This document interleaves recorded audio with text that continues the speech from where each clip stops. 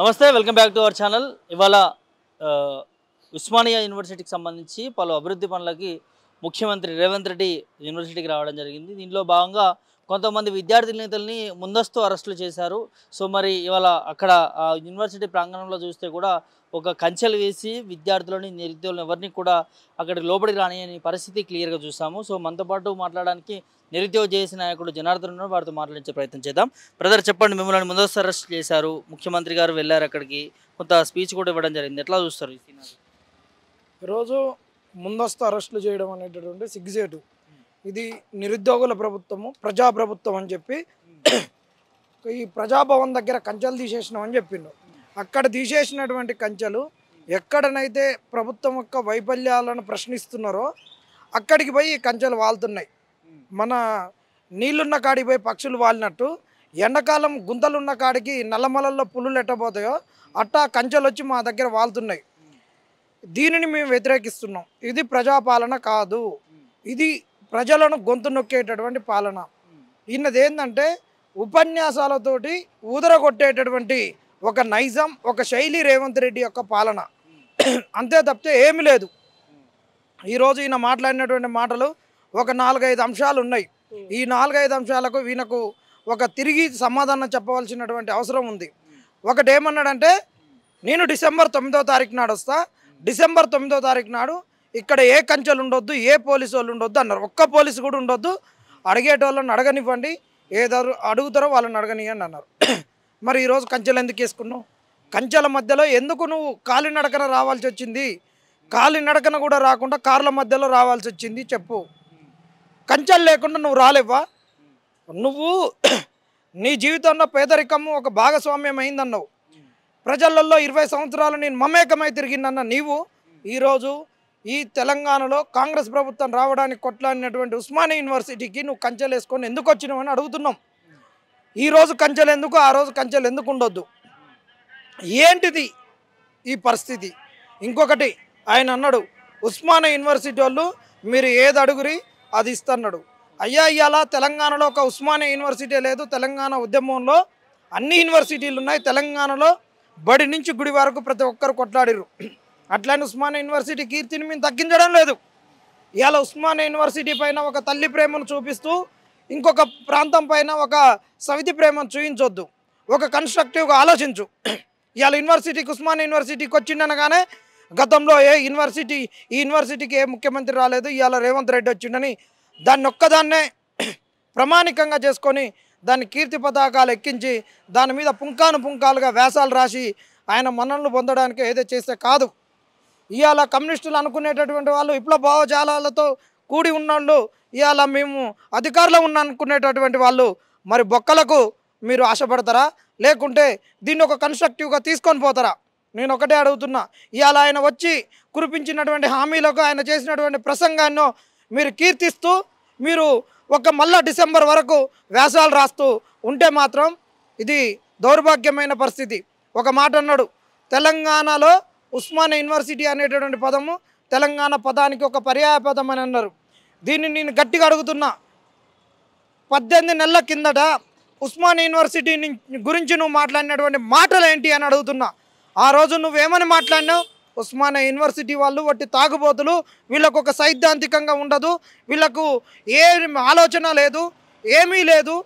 ఒక తార్నాక పోయి అక్కడ పోయి బీర్లు తాగి బిర్యానీ తిరి వచ్చి అరిగిందాకా ఒర్లుతారు, తాగింది దిగిందాకా మొత్తుకుంటారని మాట్లాడిన నువ్వు ఈరోజు ఉస్మానియా యూనివర్సిటీ తెలంగాణ పదానికి ఒక ప్రత్యామ్నాయ పదం అన్నావు, ఒక పర్యాయ పదం అన్నావు, ఒక నానార్థం అన్నావు. అంటే నీకు అందితే జుట్టు, అందకపోతే కాళ్ళు అన్నట్టు. ఆ రోజు ఉస్మానియా యూనివర్సిటీని నేను ఈ విధంగా అన్నా, ఈరోజు ఇట్లంటే మరి నన్ను ఏమంటారని ఒక్కసారన్నా నీ ఆత్మ విమర్శ చేసుకున్నావా? ఆ రోజు ఆయన అన్న మాటలకు, ఆ రోజు మాట్లాడినటువంటి వాళ్ళు ఈరోజు ఈ మాట మాట్లాడగానే మీరు ఆయనకు తప్పేలు కొడతారా? ఇది కరెక్టేనా చెప్పండి. అలా ఉస్మానియా యూనివర్సిటీ పరువు ఎట్లా తీసిండు రేవంత్ రెడ్డి? తాగుబోతులని మాట్లాడిండు. ఆ రోజు తాగుబోతులని మాట్లాడినామంటే ఆ రోజు ఉస్మానియా యూనివర్సిటీలో ఉన్న వాళ్ళు, ఆ రోజు బడుగు బలహీన వర్గాలు, ఆర్థికంగా చితికిపోయినటువంటి కుటుంబాల నుంచి వచ్చినటువంటి పిల్లలు కాదా? వాళ్ళని ఎన్నికల వేళ తాగుబోతులుగా చిత్రీకరించి ఈరోజు వచ్చి నీ చప్పట్లు కొట్టించుకోవడానికి ఇది పర్యాయపదం అని మాట్లాడతావు. ఇంకొకటి ఆయన పదే పదే అంటున్నాడు, సామాజిక న్యాయానికి నేను కట్టుబడి ఉన్న వీసీలను నియమించినన్నావు. ఒక్క వీసీలను నియమిస్తేనో పబ్లిక్ సర్వీస్ కమిషన్లో ఒక బీసీ బిడ్డను ఈదులు గీసుకునేట ఆయనను ఒక గౌడ కులానికి చెందినటువంటి ఒక బిడ్డను నేను ఒక పబ్లిక్ సర్వీస్ కమిషన్ మెంబర్గా చైర్మన్గా చేసిందని చెప్పుకుంటే కుదరదు. మరి కింద ఉన్నది మొత్తం ఎక్కడ ప్రక్షాళన చేసినావు? యూపీఎస్సీ లెవెల్లో ప్రక్షాళన అన్నావు. ఇవాళ ఉస్మానియా యూనివర్సిటీకి ఒక దళిత బిడ్డను వీసీగా చేస్తే ఇవాళ యూనివర్సిటీ మొత్తం ప్రక్షాళన అయిపోయిందా? ఈ ఆడ 20 నెలల్లో నీకు పోస్టులు నింపడానికి సమయం దొరకలేదా? 20 నెలల్లో నీకు బడ్జెట్ను రిలీజ్ చేసేందుకు నీకు సమయం దొరకలేదా? ఇప్పుడు మీరు ఒక సబ్ కమిటీ, ఒక చిన్న కమిటీని కూర్చుకొని నా కాడికి రారి. మీరు బీదరికం అనేటువంటిది మీ జీవితంలో ఒక భాగస్వామ్యం, మీ ఆలోచనలు కూడా ఒక పేదరికంగా ఉండొద్దు. నేను సాకల ఐలమ్మ యూనివర్సిటీకి 500 కోట్లు ఇస్తే ఈడ 5 కోట్లు అడుగుతున్నారు ఈ కుమార్ గారు. వీళ్ళు ఇంకా బీదరికంగా ఉన్నాడు అడిగేటటువంటి దాంట్లో ఇంత పేదరికమా అని మాట్లాడుతున్నారు. అయ్యా ఇవాళ 500 కోట్లు సాకల ఐలమ్మ యూనివర్సిటీకి దేనికి సరిపోవు? ఇవాళ దేనికి సరిపోవు ఒక్కసారి ఆలోచించుకో. ఇవాళ ప్రైవేట్ యూనివర్సిటీలకు ఒకవైపు 2 యూనివర్సిటీలకు నువ్వు అనుమతి ఇచ్చి ఇవాళ గవర్నమెంట్ యూనివర్సిటీలకు 500 కోట్లు అంటే ఎట్లా? ఒక్కొక్క యూనివర్సిటీకి, ఒక్కొక్క ప్రైవేట్ యూనివర్సిటీకి ఎంత ఫండ్ వస్తుంది, ఒక్క ఇంజనీరింగ్ కాలేజీకి ఎంత ఫండ్ వస్తుంది, ఏంది ఒక్కసారి చూడు. నువ్వు ఈరోజు వచ్చి ఏదో 500 కోట్లు ఇదంటే కుదరదు, సరిపోదు. ఇన్ని రోజులు చదివి నీకు కమిటీ లేదా? ఇవాళ ఒక్క ఉస్మాన్ యూనివర్సిటీ ఉందా? కాకతీయ యూనివర్సిటీ ఎట్టిపోయింది, శాతవాన్ యూనివర్సిటీ ఎట్టిపోయింది, మహాత్మా గాంధీ యూనివర్సిటీ ఎట్టిపోయింది, ఇటు పోతే నీకు మన తెలంగాణ యూనివర్సిటీ ఎట్టిపోయింది, తెలుగు యూనివర్సిటీ ఎట్టిపోయింది, జేఎన్ఎఫ్ఏ ఎట్టిపోయింది. ఇంకా ఈ తెలంగాణలో ఉన్నటువంటి గవర్నమెంట్ యూనివర్సిటీలు, వెటర్నరీ యూనివర్సిటీ, అగ్రికల్చర్ యూనివర్సిటీ, అవి హార్టికల్చర్ యూనివర్సిటీలు, ఈ యూనివర్సిటీలు అన్నీ ఎక్కడ పోయినాయి? వీటికి ఫండ్ ఇవ్వవా? ఇవాళ యూనివర్సిటీలు ఎట్లయిపోయినాయి? జూనియర్ కాలేజీకి ఎక్కువ, డిగ్రీ కాలేజీకి తక్కువ అన్నట్లు మారినాయి. ఈరోజు సిలబస్లలో మార్పు లేదు, నిధులలో మార్పు లేదు. నేను మీకు ఇచ్చేటటువంటి నిధులు అన్నీ తగ్గించి అన్నీ చేసి ఇవాళ విధ్వంసం చేస్తూ ఏదైతే విచ్ఛిన్నానికి గురైందో అదే విచ్ఛిన్నతను కంటిన్యూ చేస్తే ఈరోజు యూనివర్సిటీ దగ్గరకు వచ్చి నేను ఈ నిధులు ఇస్తా, అన్నీ ఇస్తా అంటే మరి ఇవ్వు. ఎట్టా ఇవ్వాలి? ఈ education, quality education Stanford university స్థాయిలో చేస్తున్నావు. బేషరతుగా అన్ని యూనివర్సిటీలకు నువ్వు ఈ విధంగా తీసుకొనిరా. ఇవాళ యూనివర్సిటీకి రావాలంటే అన్ని స్కిల్స్ను ఇంప్లిమెంట్ చేయాల్సిందే. ఈ స్కిల్స్ కొరకు నువ్వు 18 నెలల్లో ఏం చేసినావు? అసలు ఫీజు రియంబర్స్మెంట్స్ ఏంది? గవర్నమెంట్ యూనివర్సిటీలో ఒక సెల్ఫ్ ఫైనాన్స్ కోర్స్ ఎట్లా ఉంటుంది, ఒక రెగ్యులర్ కోర్స్ ఎట్లా ఉంటుంది? ఈ సీట్లను అన్నింటినీ రెగ్యులర్ ఎందుకు చేయట్లేదు? బీదానికి నేను విద్యను అందిస్తాను, నా దగ్గర పంచడానికి భూములు లేవు, 1,50,00,000 ఎకరాలు ఇవాళ మాగానిగా ఉంది, సాగుకు యోగ్యత ఉన్నటువంటి భూమి. ఈరోజు నేను పంచాలన్నా నా దగ్గర సెంటు భూమి లేదు, మిమ్మల్ని ధనవంతులుగా చేయాలన్నా డబ్బులు లేవు అన్నావు, కాలి బిందెలు అన్నావు. మరి ఈ ఉస్మాన్ యూనివర్సిటీకి నిధులు ఇవ్వడానికి 3 లక్షల బడ్జెట్ ఉన్న తెలంగాణలో నాకు కొరత ఏందంటున్నావు. ఒకవైపు ఏమో ముందు మాట్లాడినప్పుడేమో నిధులు లేవు అన్నావు ధనవంతులు చేయడానికి, ముగింపుకు వచ్చేసరికి 3 లక్షల బడ్జెట్ ఉన్న తెలంగాణలో ఎన్ని నిధులు అయినా అడిగిస్తారంటున్నారు. ఇలాంటి ఒక విరోధాభాసమైనటువంటి వ్యాఖ్యలు చేయడం అనేటటువంటిది కుదరదు. ఇక్కడ మీ యొక్క ద్వంద్వ వైఖరి కనబడుతుంది. ఈరోజు వీరిచ్చినటువంటి ఉపన్యాసానికి మనం సంకలు గుద్దుకొని, గతంలో ఎవడు రాలేదు ఇప్పుడు ఈయన వచ్చిండని సంకలు గుద్దుకోను ఈయన మాట్లాడింది అనుకొని మనం అందరం కూడా పాలాభిషేకాలు, క్షీరాభిషేకాలు చేస్తూ ఆయన మన్ననలు పొందడానికి స్టూడియోలలోకి వెళ్ళి ఇష్టం వచ్చినట్టు ఆయనను కీర్తిస్తూ ఆయన యొక్క ఫోటోలకు మీరు పొర్రు దండాలు పెడితే మాత్రం నట్టేట మునుగుతాము. ఇప్పటికే బలహీన వర్గాలు చదువుతున్నటువంటి యూనివర్సిటీలు నాశనమైనవి, సర్వనాశనం అయిపోయినాయి. యూనివర్సిటీలలో క్వాలిటీ ఎడ్యుకేషన్ లేదు. ఇప్పటి వరకు నువ్వు ఫీజు రియంబర్స్మెంట్ ఎంత చేసినావు? ఇప్పటి వరకు ఫీజు రియంబర్స్మెంటే లేదు. ఇవాళ యూనివర్సిటీలు విచ్ఛిన్నమై ప్రైవేట్ యూనివర్సిటీ ఇంజనీరింగ్ కాలేజీలలో చదువుతుంటే అక్కడ నువ్వు 2 సంవత్సరాలు అయిపోయినాక, ఎడ్యుకేషన్ అయిపోయినాక సర్టిఫికెట్లు ఇవ్వలే. ఇదే గౌరవ హైకోర్టు ఒక డైరెక్షన్స్ ఉన్నాయి, కోర్సు అయిపోయినాక సర్టిఫికెట్లు మీ దగ్గర పెట్టుకోవద్దని. ఇప్పటి వరకు సర్టిఫికెట్లు ఇవ్వకుంటుంటే నువ్వు ఏం చేస్తున్నావు అని అడుగుతున్నావు. ఇంకో అంశం బ్రదర్, జాబ్ నోటిఫికేషన్ సంబంధించి గతంలో మేము ఒకేసారి జాబ్లు వేస్తే పిల్లలు వద్దని ధర్నా చేశారు అంటున్నారు. అలాంటి దాఖలాలు ఎప్పుడైనా చేశారా మీరు నిరుద్యోగులుగా? రేవంత్ రెడ్డి గారికి మతి భ్రమించింది. మరి నల్లమలలోకి వెళ్ళి వచ్చినటువంటి ఈ మనిషి ఏమంటున్నాడు? తెలంగాణలో మానవ మృగాలుగా ఉన్నటువంటి వాళ్ళను ఫామ్ హౌస్లోకి పంపించినామన్నారు. ఓకే, మరి ఈరోజు నీ మనసులో, నీ మెదడులో మానవ మెదడు ఉన్నదా నీ పుర్రెలో, లేకుంటే జంతువుల మెదడు ఉన్నదా, లేకుంటే ఒక పిచ్చోని మెదడు ఉందా? నీ మైండ్లో ఆలోచించుకోరు. అమీర్పేటలో ఓడన్న గవర్నమెంట్ ఉద్యోగానికి ప్రిపేర్ అయ్యేటోళ్ళు ఎవరు ఉన్నారు? అమీర్పేట అంటే సాఫ్ట్వేర్, అశోక్ నగర్ అంటే గ్రూప్స్, దిల్సుఖ్ నగర్ అంటే డిఎస్సి ఎస్ఐ కానిస్టేబుల్. అశోక్ నగర్లో దిల్సుఖ్ నగర్లో కాంపిటేటివ్ ఎగ్జామ్కు ప్రభుత్వ ఉద్యోగాల ప్రిపేర్ అయ్యేటటువంటి వాళ్ళు ఉంటారు. ప్రైవేట్ ఉద్యోగాలకు సాఫ్ట్వేర్ కానీ వివిధ రంగాలలో ప్రైవేట్ సెక్టార్లో వస్తున్నటువంటి ఉద్యోగాలకు ప్రిపేర్ అయ్యేటోళ్ళు అమీర్పేటలో ఉంటారు. అశోక్ నగర్లోనంట అమీర్పేటలోనంట ఈయన వేసే నోటిఫికేషన్లకు వద్దు అని ధర్నాలు చేసిర్రంట. ఈ రేవంత్ రెడ్డి గారు అన్న మాటలకు తలకాయ ఎక్కడ పెట్టుకోవాలని అర్థం కావట్లే. ఇక్కడనే ఉన్నటువంటి అద్దంకి దయాకర్ గారు, మరి మీరు లేచి ముఖ్యమంత్రి గారికి ఎందుకు చెప్పలేకపోయారు?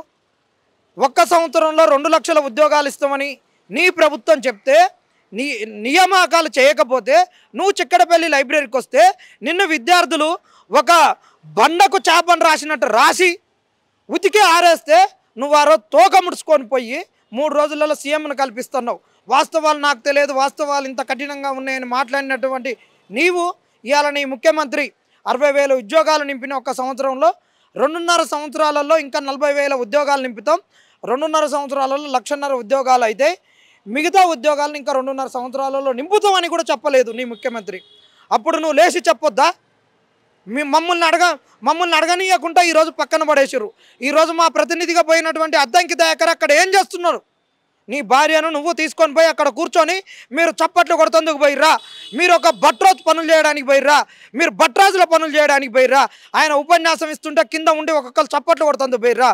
అన్న తప్పు మాట్లాడినాం, మనం ఉద్యోగాలు ఇవ్వలేదు గవర్నమెంట్ సెక్టార్లో. పోరగాళ్ళు ఇప్పుడు చాలా ఉద్రేక్తతతోటి ఉన్నారు, వాళ్ళకు ఉద్యోగాలు ఇవ్వాలి. తప్పుడు సంకేతం పోతుంది. ఇవాళ ఉద్యోగాల వల్లనే ఇవాళ పోరగాళ్ళందరూ మనల్ని నిలువరించడానికి వస్తుంటే మనం అరెస్టులు చేసి అక్కడ పెట్టినాం. వాళ్ళు లేరు, వాళ్ళ పక్షాన నేను మాట్లాడతాను. నువ్వెందుకు మాట్లాడలేదు? రేవంత్ రెడ్డి గారు ఎక్కడ పోయినా 60,000 ఉద్యోగాలు నింపినా ఒక్క తలకాయకు తక్కువ లేకుండా నన్ను తీసుకురారి, ఒక్క తలకాయ తక్కువ ఉంటే నా తలకాయ తీసుకొని పొమ్మంటావు. ఆనాడు ఆయన దళితుడిని ముఖ్యమంత్రి చేయకపోతే నా తలకాయ తీసుకోమని ఆ రోజు ఏ విధంగా ఒక 10 ఏళ్ళు నడిచిందో నడిపించారని మీరు చెప్పిర్రో అట్లా 60,000 ఉద్యోగాలకు ఒక్క ఉద్యోగం తప్పితే నా తలకాయ తీసుకోమంటావు. ఇప్పటికి నువ్వు 10 సార్లు చెప్పినావు. మరి నీకు ఏమన్నా రావణాసురుని లెక్క నీకు ఎన్ని తలకాయలు ఉన్నాయని అడుగుతున్నావు. నీకున్న తలకాయల సంఖ్య ఎన్నో చెప్పు. మరి 60,000 తలకాయలు ఉన్నాయా, లేకుంటే 60 పురుగులు నీ మెదల్లో పడి నీ ఒంట్లో ఉన్న అవయవాలను తినేస్తే నువ్వు ఈ విధంగా ఒక మరుగుజ్జు మాటలు మాట్లాడుతున్నావని నిన్ను అశోక్ నగర్లో ఉన్నటువంటి నిరుద్యోగులుగా నిన్ను నిలదీస్తున్నాం. మరి నీకు బుద్ధి కనుక ఉంటే, నీకేమైనా నిరుద్యోగుల పక్షాన చిత్తశుద్ధి ఉంటే పోత ఇక్కడి నుంచే పోయినావు. మరి అశోక్ నగర్లో దిగి అశోక్ నగర్లో ఆగి ఒక మాట మాట్లాడవచ్చు కదా. ఇవాళ ఉస్మాన్ యూనివర్సిటీ పోయి ఏవో గాంభీర్యంగా మాట్లాడినవే, మరి రేపు అశోక్ నగర్కు రా అని అడుగుతున్నాం. ఈ రేవంత్ రెడ్డి గారికి చిత్తశుద్ధి లేదు.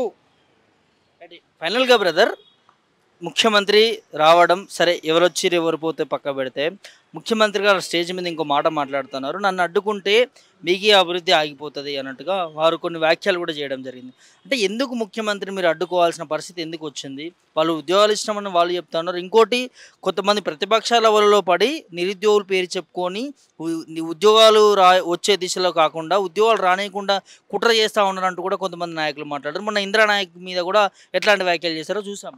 ఇక్కడ ప్రతిపక్షాలు దూరినాయంటే, నీకు అన్నావు కదా నాకు ఇంటెలిజెన్స్ రిపోర్ట్స్ వచ్చినాయి, గంజాయి ఊళ్ళల్లో ప్రతి ఊళ్ళల్లో గంజాయి అమ్ముతున్నారు, ఆగమైపోతున్నారు పోరగాళ్ళు, గంజాయిని కట్టడి చేయడానికి ఈగిల్ ఫోర్స్ తెచ్చినావు అని చెప్పినావు. మరి నీకు గంజాయి గురించి ఇంటెలిజెన్స్ ఫోర్స్ అందినప్పుడు ఈ నిరుద్యోగుల పోరాటం గురించి నీకు ఇంటెలిజెన్స్ రిపోర్ట్ అందట్లేదా అని అడుగుతున్నాం. మరి ఇందులో బీఆర్ఎస్ వాళ్ళు బీజేపీ వాళ్ళు ఉండి నడిపితే మరి నీ ఇంటెలిజెన్స్ ఫోర్స్ ఏం చేస్తున్నది? నీ కాంగ్రెస్ శ్రేణులు ఏం చేస్తున్నాయి? గల్లా పట్టుకొని బయటికి గుంజి అడగొచ్చు కదా. మీ ఇళ్ళ ఎలాంటి దౌర్భాగ్యమైనటువంటి ఉద్యమాన్ని చేసేటటువంటి వాళ్ళు లేరు కాబట్టే మీరు అంటున్నారు. ఇలాంటి ఒక నెపం మా మీదకి నెడుతున్నారు. ఎస్, ఒక 2-3 ఎవరో ఉన్నారు అంటున్నారు కదా, మరి వాళ్ళని పక్కకు తీసి అడగొచ్చు కదా. మేము నిరుద్యోగులుగా నిక్కచ్చిగా అడుగుతున్నాం. నిరుద్యోగులుగా నీ పార్టీ రావడానికి ప్రచారం చేసినటువంటి వాళ్ళం. నీ ముంగట్నే ఉన్నటువంటి బల్మూరి వెంకట్ గారు ఎమ్మెల్సీ గారు ఉన్నారు కదా, ఆ రోజు ఎమ్మెల్సీ కాకముందు ఇక్కడ వచ్చి ప్రచారం చేసి మాతో తిరిగినటువంటి బల్మూరి గారిని అడగొచ్చు కదా. మరి ఇలా ఎంతమంది దొంగలు ఉన్నారు, ఏంది ఏరి పారేస్తందుకు? నువ్వు గంజాయి మొక్కల్ని తీసి పక్కనేస్తున్నావు కదా. మరి మా ఉద్యమంలో ఉన్నటువంటి గంజాయి మొక్కల్ని, దరిద్రుల్ని, నీ మంచి కోరన్నటువంటి వాళ్ళు, నువ్వు మంచి చేస్తుంటే అడ్డుపడేటటువంటి వాళ్ళను ఎందుకు నువ్వు అడ్డుకోవట్లేవు? దానిని పూచిగా పెట్టుకొని మా కడుపు ఎందుకు కొడతావు అంటే రేవంత్ రెడ్డి గారికి చిత్తశుద్ధి లేదు. ఒకటే చెప్తున్నాం, వీళ్ళు మరి నన్ను రాకుంటే అడ్డుకుంటే మీ అభివృద్ధి కుంటుపడుతున్నారు అంటే ముఖ్యమంత్రి వస్తేనే అభివృద్ధి జరుగుద్దా? అన్నీ అంటే ఏ రాష్ట్రంలో నువ్వు పోయిన కాడికి అభివృద్ధి జరుగుద్దా? అంటే ఇది నీది ఒక నైతిక బాధ్యత లేదా? ప్రభుత్వం అంటే రేవంత్ రెడ్డి కాడికి వస్తుంటే ముంగటంగా నిధులు నడుచుకుంటూ వస్తాయి. ఇది ఎంత దౌర్భాగ్యమైనటువంటి పరిస్థితి. అంటే ముఖ్యమంత్రి తెలంగాణ ఉస్మాన్ యూనివర్సిటీకి రాగానే అంత గొప్పలేంది, గతంలో రాకుండా వాళ్ళకి సిగ్గుసేటు. అదొక భాగస్వామ్యం కదా విద్యను కాపాడుకోవడం అనేటటువంటిది. ముఖ్యమంత్రి వచ్చినందుకు అంత మనం సంకలు గుద్దుకోవాల్సినటువంటి పరిస్థితి ఏముంది? అంత ఒక భావదరిద్రంలో మనం ఎందుకు కొట్టుమిట్టాడుతున్నాం? నువ్వే అన్నావు కదా ఉస్మానియా యూనివర్సిటీ అంటే ఒక సామాజిక ఉద్యమాలకు వేదిక అని చెప్పినటువంటి ఉస్మానియా యూనివర్సిటీలో నువ్వు కంచెలు ఎందుకు వేసినావు? ఇదే ఉస్మానియా యూనివర్సిటీ ఆర్ట్స్ కాలేజ్ కానీ, సైన్స్ కాలేజ్ దగ్గర, కామర్స్ కాలేజ్ దగ్గర, లా కాలేజ్ దగ్గర ఎక్కడ కూడా ధర్నాలు చేయొద్దని సర్క్యులర్ ఎందుకు తీసుకొచ్చిండు రేవంత్ రెడ్డి గారు చెప్పాలి. కంచెలు ఎందుకు వేసినావు, సర్క్యులర్ ఎందుకు తెచ్చినావు చెప్పాలి. ఈ ఏటికి సమాధానాలు చెప్పకుండా రేపు ఒక్కొక్క ఆయన కనుక ఇట్లా పెద్దగా రేవంత్ రెడ్డి గురించి కీర్తిస్తూ రాస్తే మాత్రం బాగోదు.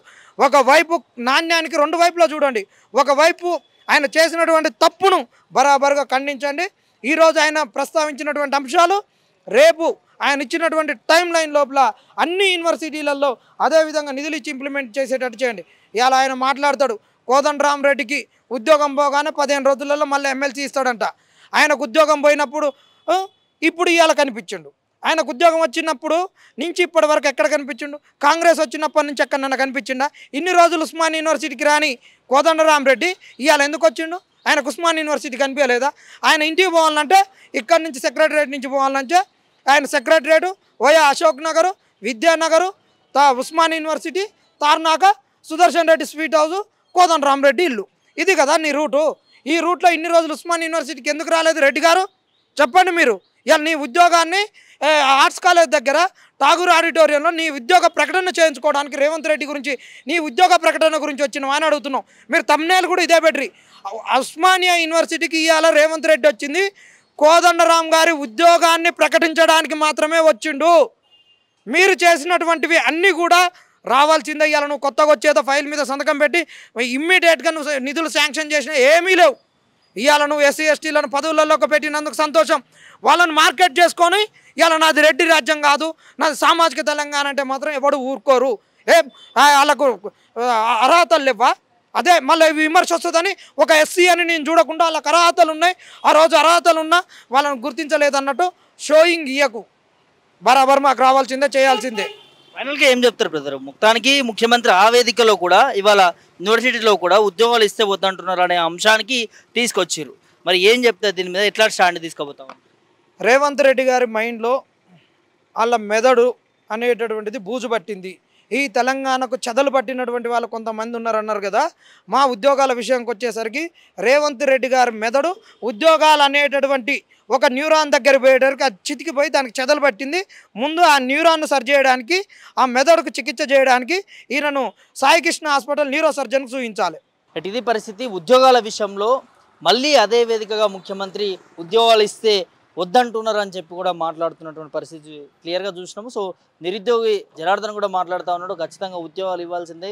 ఇవాళ ఇంత డ్రామా నడిపిస్తూ ఉంది కాంగ్రెస్ ప్రభుత్వము. అప్పుడు ఎన్నికలకు రావడానికి ఒకలా చెప్పారు, ఇప్పుడు ఎన్నికలకు వచ్చిన తర్వాత గెలిచిన తర్వాత ఇవాళ మాకు అన్యాయం చేస్తుందంటూ కూడా వారు తీవ్ర వ్యాఖ్యలు అయితే మాట్లాడుతూ ఉన్నారు. మరి చూడాలి ముఖ్యమంత్రి వైఖరి మార్చుకుంటారా, ఉద్యోగాలు ఇచ్చే దిశగా పోతారా, లేకపోతే ఇదే విధంగా మాటలు మాట్లాడుతూ ఏవైతే ఉద్యోగాలు వద్దంటున్నారు అనే విధంగా పోతారా ఏంటనే చూడాలి. మరి త్వరలో నిరుద్యోగులు కూడా ఇదే వైఖరి పోతే మాత్రం ఊరుకోమంటూ కూడా వాళ్ళు కూడా మాట్లాడుతున్నటువంటి అంశాన్ని చూస్తున్నాం.